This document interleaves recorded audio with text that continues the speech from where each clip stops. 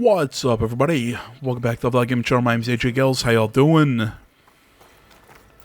We are back with Horizon Forbidden West. Last video, we made our play for Hades. The Zeniths showed up.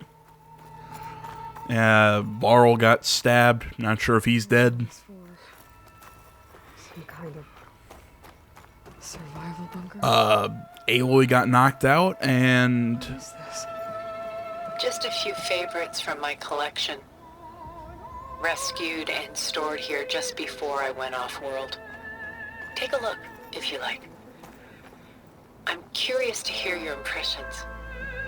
My friend is and dead. yeah. Now we got Tilda hanging out with us. Look at old paintings. Don't be so quick to dismiss the comfort we can find in art, or the insight we might gain. Okay, so is that exactly like direct confirmation? Is Varl dead? I mean, we saw him get stabbed, but you know, I mean, you could survive that, I guess. Selene and Endymion. She's the goddess of the moon, whereas he's a simple shepherd. Beside her is the god of love, Cupid. So she's sneaking up on him? More like visiting him in secret. The torch that Cupid bears represents Selene's undying infatuation with him. Though the two must remain apart, her love will forever burn. What? Cupid? Is Cupid a god in any form of mythology? The mythology I know, that he's a cherub, he's an angel, not a legitimate god.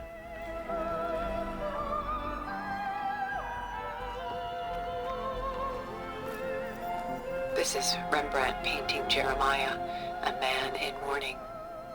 Mourning what? His home. The ancient city of Jerusalem. He foresaw its impending doom, but could do nothing to prevent it. So instead, he saved its treasures from destruction, just as I saved these works. You could say we're kindred spirits. If you're going to ask me, are we going to look at all of these? Yeah, because I actually found this interesting. My favorite pairing. On the left is Woman Reading a Letter by Vermeer, a true master. And on the right is a forgery. Woman Reading Music, which fooled experts into believing it was a priceless original. Early in my career, I became fascinated with such deceptions.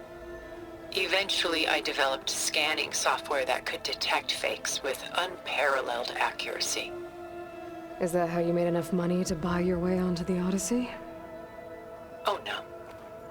I made my real fortune later.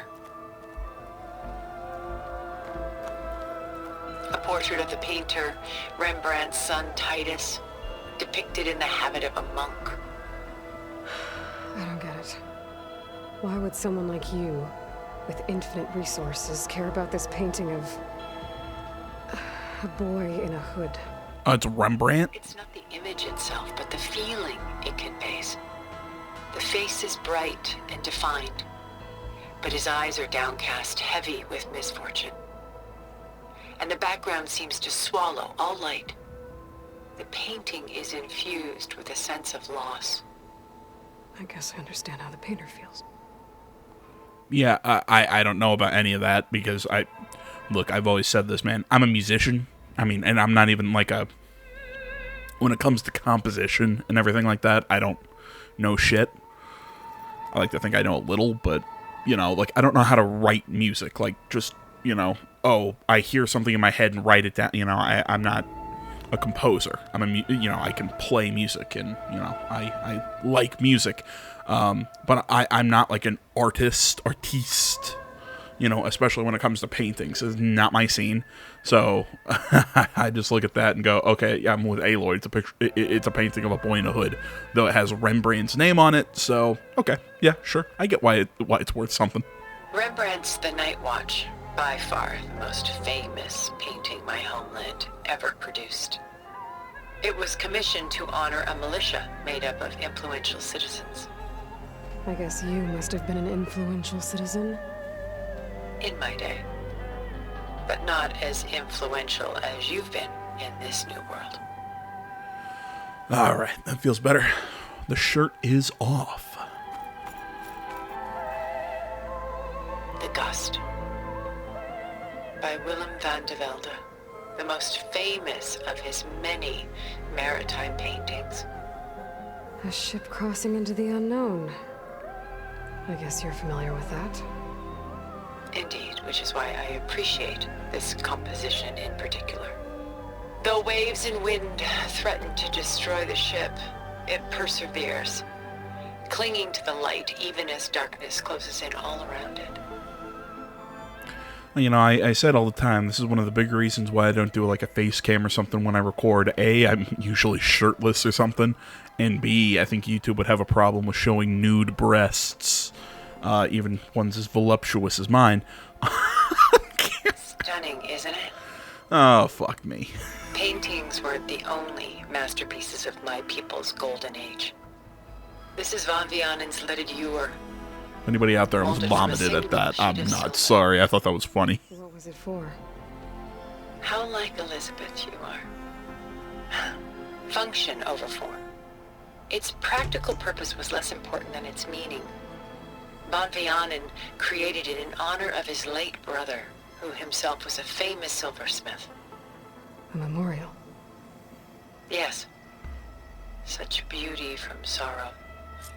Alright guys, I gotta take a second. I just spilled a Coke on my desk. Okay. All mopped up as much as I could. Sadly, I don't know what the fuck to call it. My mats or whatever. She's pulling out her own hair. Out of madness, out of grief. It's hard to watch her suffer. You know, my mat that keeps my mouse and keyboard from sliding all over my desk absorbed a chunk of it. I know the feeling.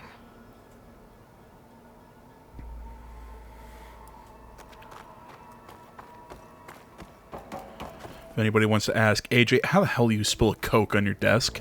Quite easily. I set down my can of Coke on the edge of my phone,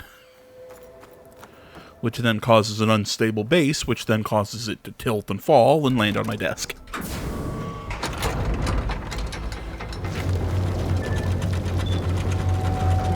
Okay, so are we going to get an explanation as to why this chick saved Aloy, other than Aloy is the main character and we need the plot to continue and we kind of run ourselves into a corner? I have a feeling that that's what it is. There you are. Feeling better? How did you find us? At the cauldron? And what did you do to everyone right before I passed out? All business, I see. Well, suffice it to say we were keeping a very close eye on Hephaestus, knowing we would need it at some point. Your ruse didn't fool us. Why are you dressed like an As elf? for my little trick, it was an overload of the senses, accompanied by an energy discharge. Gerard and Eric were only momentarily disoriented due to their shields, but it rendered you unconscious while I got you out. Perhaps some breakfast might steady you a bit?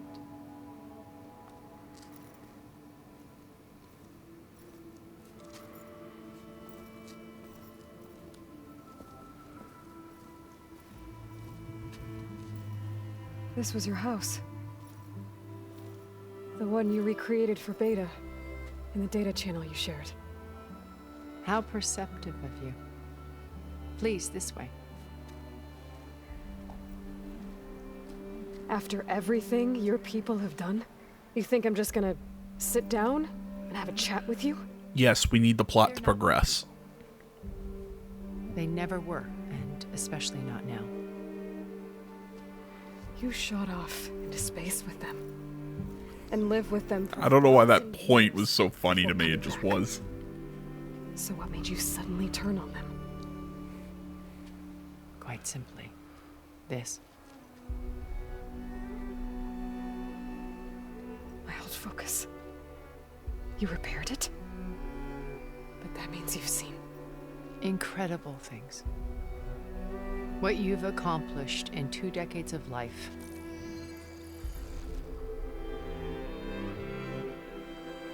A 1,000 years at my back, and I haven't even come close.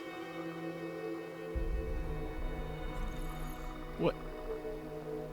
I'm sorry if I invaded your privacy, but I had to. In order to understand. To be enlightened. You truly are Elizabeth's blood. With her Clone. drive, her sense of mission, her integrity. Watching all this shamed me for the company that I've kept. Having seen it, all I want is to help you. Even if it means stopping your friends? Especially so. Please, sit down. Okay, I'm sorry. I'm pausing here, but I have a few questions. Yeah. Look, to start with the obvious one. I really hate the whole "you are of Elizabeth's blood." Clone. Technically, I'm like a daughter, but I don't know. I mean, again, this whole "oh, you're so much like Elizabeth" just really bothers me. Again, I'm a freaking clone. I'm supposed to be like her, and again, oh, well, your personalities are so the same. I'm like, well, but that's by coincidence, not by them. That's such a weird argument to me. Again, it's nature and nurture and everything. I don't like it. I don't like it. 2, where the hell did she get Aloy's old focus? I don't even remember how the hell that happened. Or when she lost her original focus. Was that earlier in the game and I just totally forgot? Like, when the hell that happened, if anybody could remind me. And 3, why were those shots from the... Like, I could understand if the focus recorded things from Aloy, like, from more of a first-person perspective. I mean, it's off the side of her ear, but, like, you know, it showed that shot of her shooting upwards at that watcher. You know, it was an image from the first game. Why was it shot from behind her? That picture was from behind her back when the focus is up on your ear. Like, does it record everything in 360? Like, that's weird to me. I don't know. You'd think it would take the image in first person, not in a third person. But maybe I'm weird. I'm sorry I had to rant on that. It would just I didn't want the list to get longer. There. That's better. Yeah, just have a splash of coffee. We must recover Beta and Gaia at all costs. By now, you must know that Gerard intends to use Gaia to reboot the Earth's biosphere. Remaking this world to specifications that would only suit us immortals. This process will kill every living thing on the planet. He calls it a clean install. Not if I stop him first. Not if we do. And once he and the others are gone, we can work together to fulfill Elizabeth's dream. I'm sure Beta told you that there's a build of the Apollo database on board our ship. A complete collection of human knowledge. With that and Gaia, we could do everything Elizabeth wanted.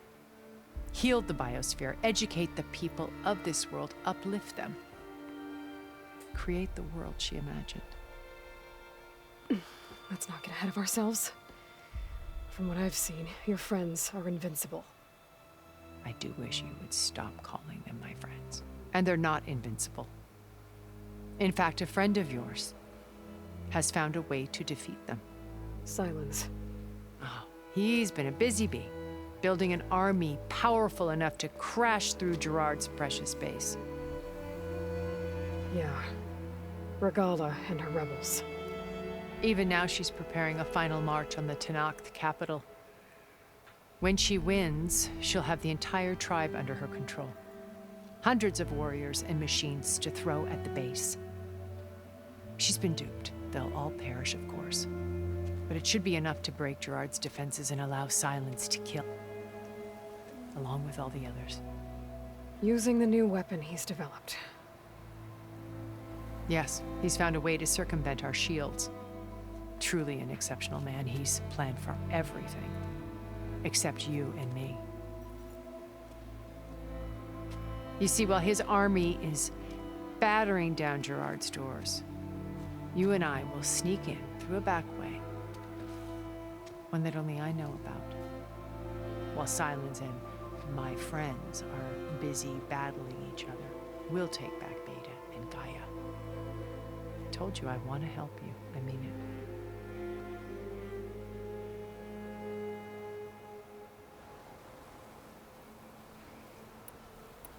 You said Beta is not in urgent danger, so what are the Zeniths doing to her? Putting her to work. Merging Hephaestus with Gaia. A difficult, time-consuming task, as I'm sure you know. They will compel her if need be. But her life is not in danger. She's the only one who can do it. Because you people made her to be nothing but a tool.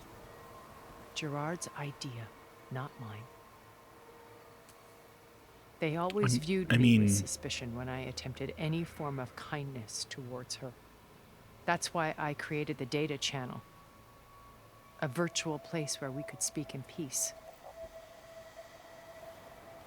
I was about to say, aren't there some schools of philosophy that she's technically not a person? I mean, you know, with her being a clone and not a... I mean, maybe I don't understand philosophy and shit like this, but, I mean, technically, I mean, she was created, not born. She was created to serve a particular purpose, kind of like a tool. I mean, I know I'm kind of splitting hairs and I'm being a bit of an asshole in saying it, but... So the saying. signal you shared with Beta, none of the other Zeniths ever found out about it. Gerard believes he's the most cunning of all of us. Even after 1,000 years, he still can't imagine that I would outwit him. The channel allowed me to interact with Beta away from their mistrustful eyes. It offered us a chance to be ourselves. Until you cut off all contact.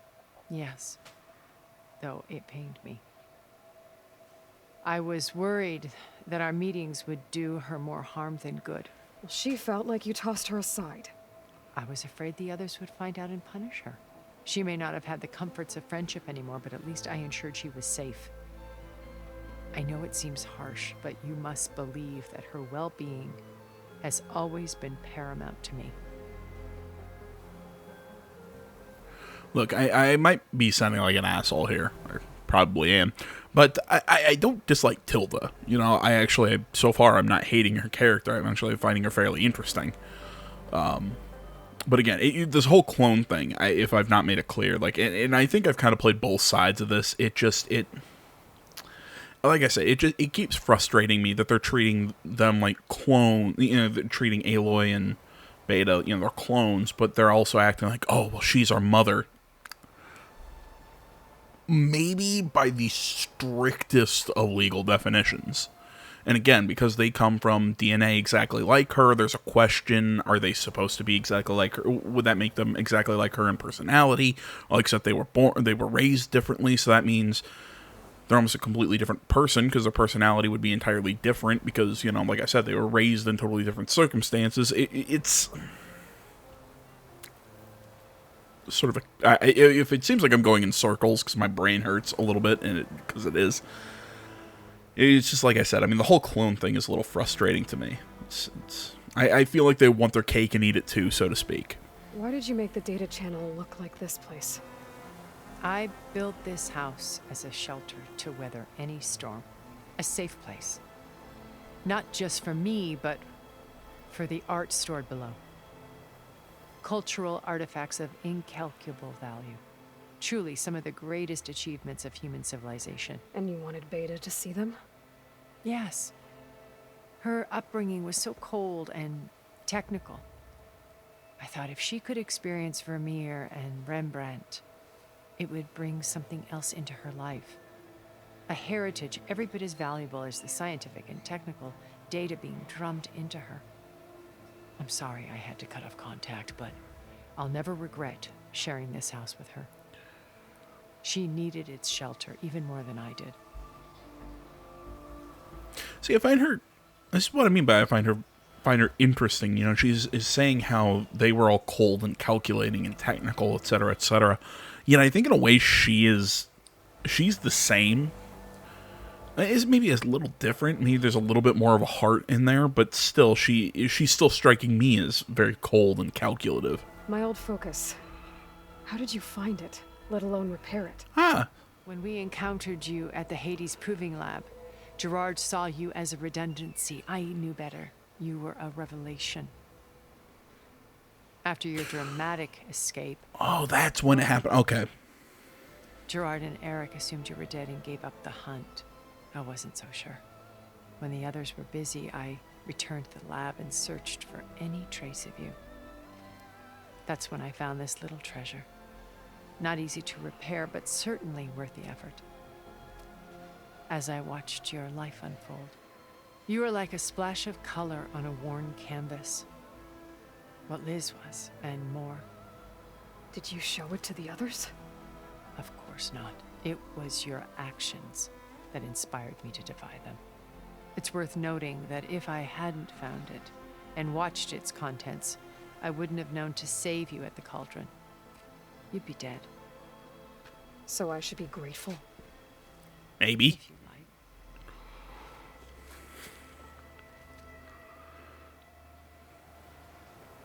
I mean, you know, feel free to dislike her and all, but I mean, she's not wrong. So you know all about me. What about you? What would you like to know? Well, start with your life on Earth. When I was 8, terrorists flooded my home city. Thousands drowned, my parents included. I was one of the few who survived. My guardian sent me to boarding school. Among my peers, I was the strange girl, the orphan to be avoided. All because of circumstances beyond my control. Oh. So we're a lot alike, huh? You picked up on that, didn't you? You were an outcast. But you didn't let that stop you from getting what you needed. Neither did I. I climbed my way out of desolation and used my wits to build a fortune. First, from the technical analysis of art and the detection of forgeries. Profitable expertise in those days. But as it turned out, the software I developed was even more useful for counterintelligence. From there, it was only a short step to gathering extremely valuable intelligence on my own. You were a spy? More like a service one could turn to for information. Broker. I had to remain anonymous, of course, to protect my privacy. But despite that anonymity, Far Zenith inevitably sought me out.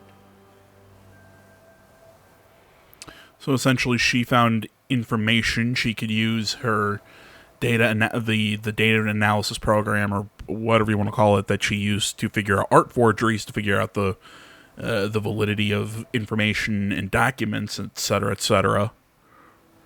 And turn that into basically being an information broker. Okay. What happened Interesting. when Far Zenith approached you? They painted an irresistible vision of humanity's future. One where we need not fear illness or death, where we explored the furthest reaches of the stars and thrived. It was only later that I realized that they only intended to bequeath this future to the rich and powerful. By the time I finally figured it out, the walls were closing in, Pharaoh's machines were devouring the earth. So I accepted Far Zenith's invitation to a berth on the Odyssey. I wanted Liz to come, but she had nobler plans, as you well know.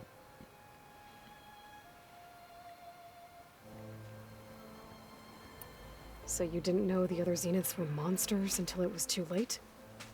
I knew some of them were, certainly. Yeah, I was about to say, I mean, the concept that you described That I understood the true sounded scope of their greed. like they're I assholes, was but grateful to simply be alive, but the others became obsessed with a kind of effortless immortality.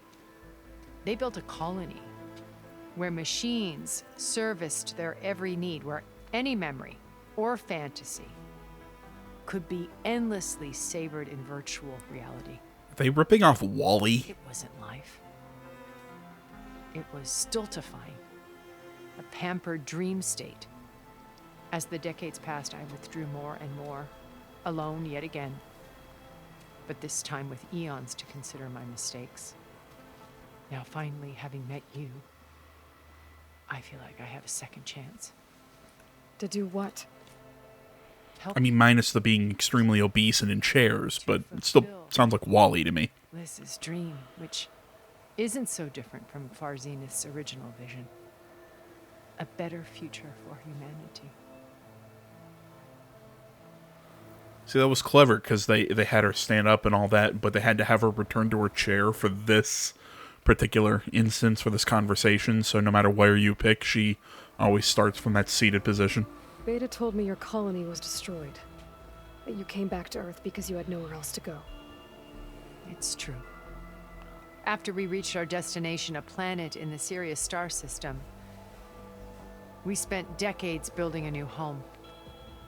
The physical constraints of Earth, the boundaries of mortality, gone. To think of what we could have done with it. Then the aliens showed up. Yeah. Instead, we stagnated, absorbed in effortless comforts and virtual realities.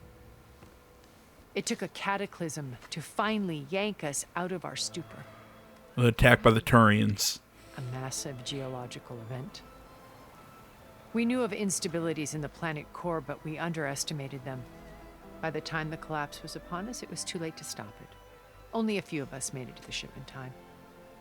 We set course for Earth, the only safe harbor left to us. Which you decided to make unsafe for anyone else. Not me. Yeah. Gerard. He believes it's better to wipe the canvas clean than work around the smudges.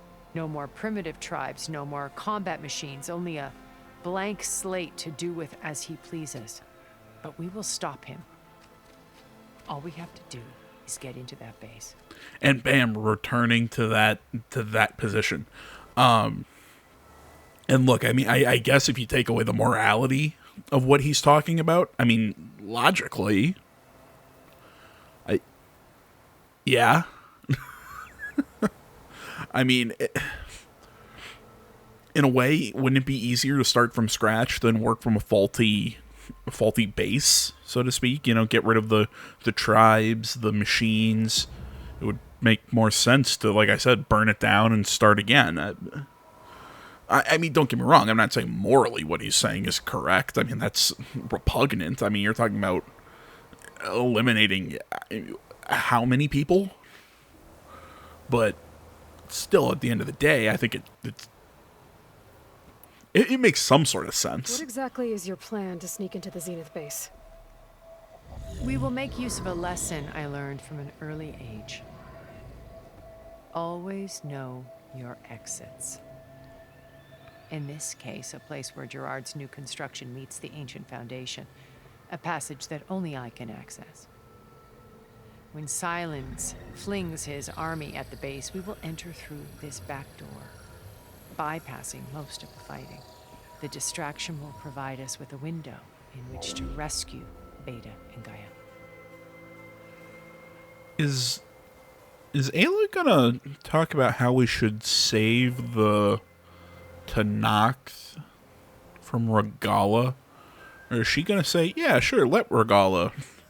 Is she gonna make a cold, calculating decision?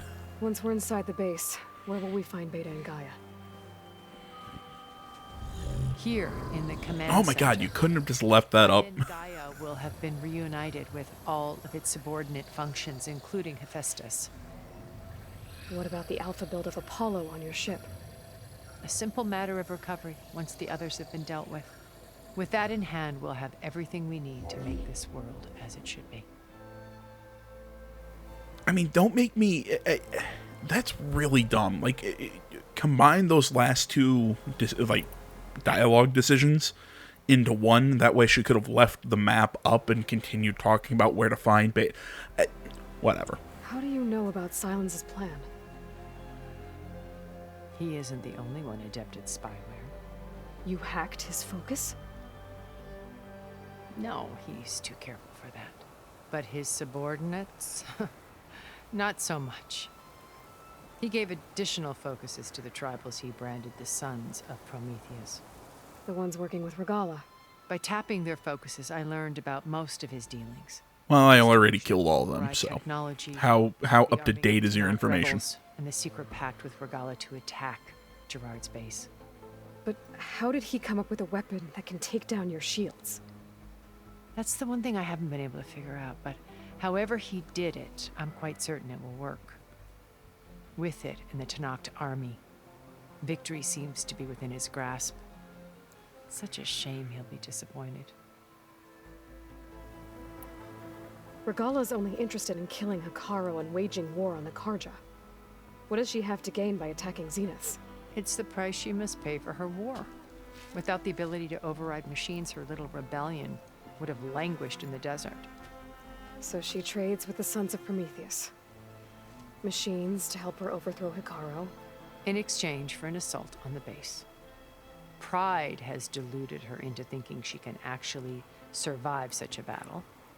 And all without ever knowing who the Sons of Prometheus really answer to. Yet for all of Silence's brilliance, still he underestimates you. That blind spot is what will allow us to take Beta and Gaia right out from under him. While hundreds of Tanakh are cut down outside. Oh, we're now just talking about that, Aloy? Oh, and nothing further. Just, okay. So you knew Elizabeth. What was she like?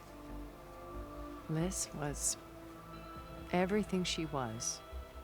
I see in you. And Wu. Your ingenuity, your determination, your moral compass. Because Aloy is the specialist snowflake in all the world. I'm not asking about me. Aren't you? What was she really like?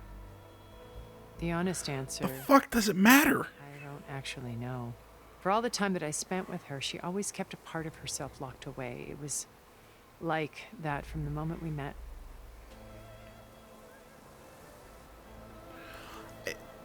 That, I mean, okay. I'm sorry with that. I know that sound was very odd. My brain is sputtering here. Are you guys starting to see what I'm, or at least kind of grasping what I'm talking about? What my frustration is? Because maybe I'm not being super eloquent about it.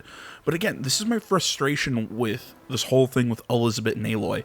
You know, it's like in kind of what I said earlier when I said that they want their cake and eat it too. It's, I'm not asking about myself. Okay, that's true. You're not. You are different people. So you recognize you're different people, but then there are other scenes where they're acting like but then it's always, oh, well, you're just like Elizabeth. You're just like Elizabeth. Well, I wasn't asking about myself. Well, but she just said you're just like her, so therefore you're very similar, if not the same. You gotta pick one game. Is she a clone that is only Elizabeth in this age? Or is Aloy her own person? Maybe that would have been an interesting story to tell, where she has this crisis of identity throughout the game. Or maybe they were kind of doing that, and I just totally did. It was so poorly done, I didn't even catch on. You know, this question of, am I Elizabeth, or am I my own person? And then by the end, she realizes she's her own person, and that her friends and Rost and all of this stuff built her into who she is. A person with Elizabeth's DNA, but she's Aloy first and foremost. Maybe that's what they're doing, but it's so muddy. I hate it. So when you met Elizabeth, she was what? Distant? Aloof? Not aloof. Not exactly. It was a summit in Paris. And then at the end of the day, also, what the fuck's any of this matter? A touchy subject in those days. Because regulatory authorities were just starting to clamp down on AIs. Liz gave the keynote address. She had already achieved great renown for her work in automated environmental reclamation. But in her address, she was just starting to imagine the next step. An AI-driven system that wouldn't just act on its programming, but actually take responsibility for its sphere of influence. To care about life. Not just follow orders. Revolutionary stuff. I was fascinated. So an unshackled AI that answers to no one. I watched Oh yeah, that's gonna her. end She well. had spoken with such moral authority, such empathy. But after that, she retreated. I could tell she felt uncomfortable with all of her admirers. It was as if giving the talk had cost her something. I didn't want to be a pest, so I planned my approach carefully. I mean, the concept of an AI that, like I said, so the AI is responsible for itself, so nobody has control over it. The AI is as it says, cares about human life. Okay, but caring about human life to an AI is such a broad concept. It comes down to a numbers game. It's that concept of I'll sacrifice the few for the good of the many, which I always said I don't like that concept. Yeah, man, that's I don't think that's a good thing, what you were talking about. So how did you finally... Maybe I'm talking up my own ass. I don't know.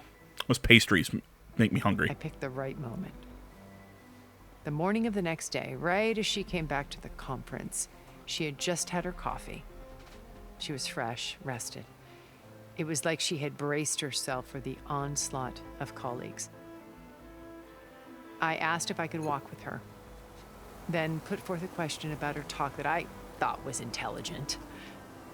Her answer made me realize it wasn't, but she was very welcoming. Almost as if we were previously acquainted. It was only halfway through the conversation that I realized she knew exactly who I was. It was quite a shock to me. My business was trafficking in secrets, and I took great pains to protect my anonymity. So that was Liz, perpetually one step ahead. I came to view our meeting as a metaphor for our friendship. She always seemed to know me far better than I knew her. I guess I know the feeling. What the...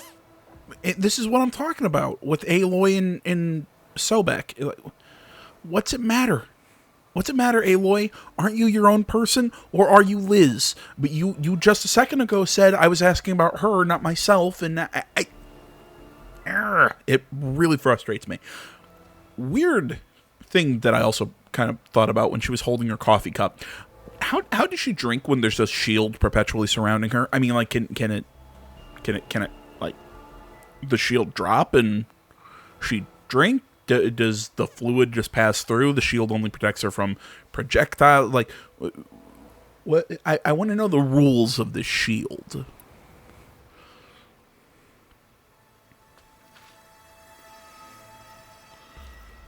First Varl. Now Hikaru and the Tenakth. Your plan would wipe out an entire tribe. There has to be another way. We are in an admittedly desperate situation, but I assure you there isn't. Remember Zero Dawn. Elizabeth's sacrifice. Sometimes many have to die for a new world to grow. I hate that logic. Wait. The data channel. It still exists, doesn't it? I need you to open it. Let me talk to Beta. Impossible. We might be detected. It's worth the risk. There is another way, one where the Tenakth survive. But we won't. If the others... If you want to help, open it.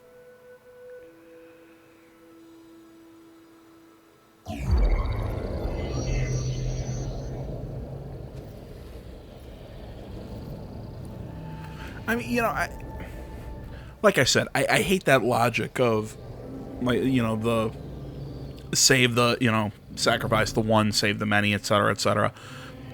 especially because people who do it, kind of like this lady, aren't even admitting how fucked up it is. They're kind of acting like it's, well, it's a necessary sacrifice, and then just go about their day. Can't you admit that it's pretty messed up, at the very least? What are they doing to her? Virtual reality dissociation. The manual merge of Hephaestus will take hours upon hours of tedious micromanagement. If she resists the work, they run simulations to induce feelings of isolation and despair. Beta, can you hear me? You're alive. They're watching me. I can't hold up this extra projection for long. You should have killed me. No.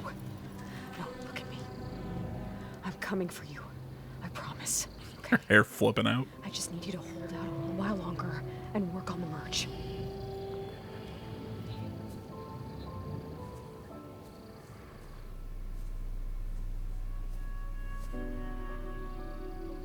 Then I think it can be done. I'll contact again when it's time. Can you hold on? As long as I know you're coming for me, I can endure anything.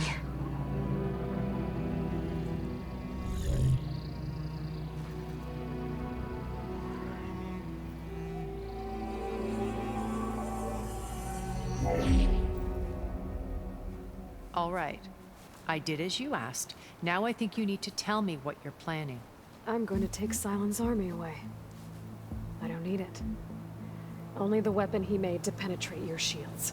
And how do you propose to get it? Ask him nicely? With Aragala and her rebels, he won't have a choice. We'll be his only option. Only option for what? What did you tell her? That is between me and my sister. You're not sisters! Will be Silent's only option for crashing that base. I'll tell you the rest later. But first, there are a couple of things I have to do. Oh. And what are those? Lay my friend to rest. And then I'm going to use the override that Beta gave me at Gemini to put an end to Regala's rebellion.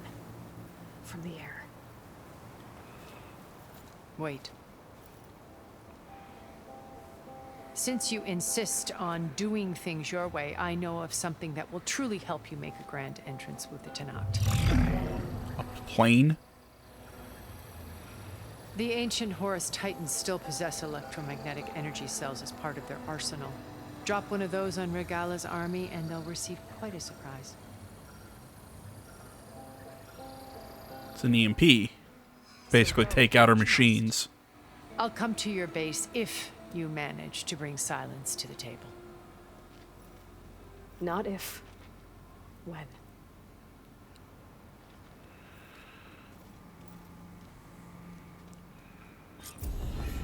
Okay, there's a few things that I... Are you there? Aloy! Aloy, is that really you? Yeah, it's me. Where's everyone else? We're all... we're back at base. What happened? It might be easier to explain in person. I'll try to join you there when I can. Okay. We'll wait here for you. It's good to hear your voice, Aloy.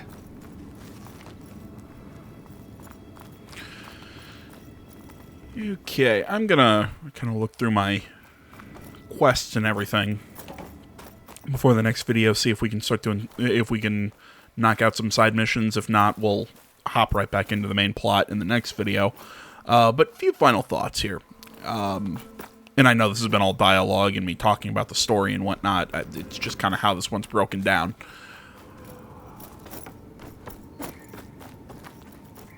Come on, brain. What were you about to bitch about? Oh, right. It was her telling Beta her plan, but we see it through Tilda's eyes or her viewpoint, so it just sounds like, so it just whispers. Why do it that way? Why? Aloy is our is our player character. Aloy is who the audience has seen the entirety of the game through. So just to try and Just to let give you us know, a... I'm now patched into your focus network. Great. I take it the other Zeniths can't hear us? Of course not. And they don't know about your base either, in case you were wondering. I've sent you data on the Horus energy cells you can use against Regala's forces. Reach out to me when you're ready to acquire one. Understood. You know, that you'd think she would have asked that question. But I don't know. I'm never a big fan of movies, games, and everything that, you know, we see the entirety of the game or whatever through one perspective, through one character's eyes. And then in a scene, they swap that perspective, give us to another character just so we can then see the main character whisper, whisper about something. So it's a secret from the audience, and oh, it's a big surprise. Look, if you're gonna do that, fade to black. Go to another scene, you know, and withhold the scene entirely that they were talking to whoever. Like, we don't need to see it from another perspective, and then because I know the whole. Maybe I don't know. Show them walking up to a character, say, "I need to talk to you."